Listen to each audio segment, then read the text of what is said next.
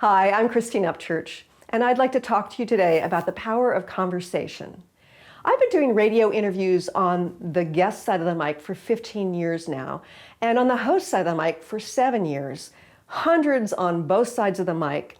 And I've come to understand that there's something very powerful about conversation. Conversation draws us in. And when you think about it, we are tribal in nature. It's in our DNA. Think about gathering around the campfire, sharing stories, sharing lessons, learning information that benefits us. So even if we're not in the conversation, we're still drawn into it.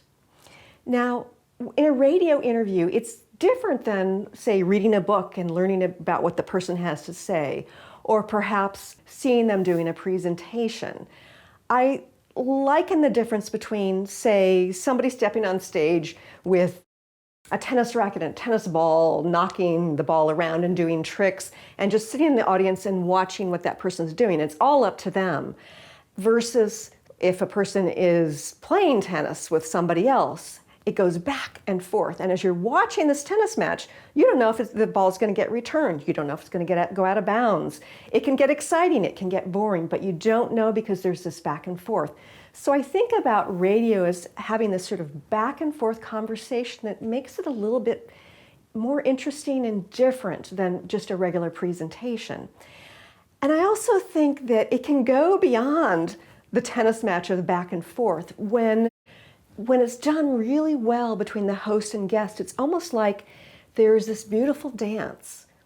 And when you think about dance, it looks like two people are moving in unison when in fact they're each doing something different, but they're moving together. And in a radio interview, when it's done really well, it is like that dance. But interestingly, sometimes the host is leading and sometimes the guest is leading, and there needs to be this seamless sort of moving back and forth between each other. And as we listen, we learn in different ways.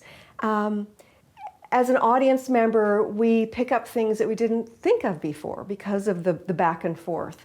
And for the host and guest, we learn about having a better conversation, about dancing better together. We get feedback of what's working in our conversation, what's not.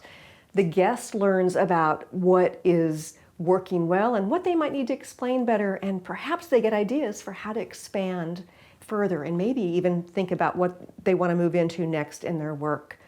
So I just want to emphasize that there is power in radio, podcast, and television interviews. It does offer us something more. And I'd just like to invite you to enjoy the conversation.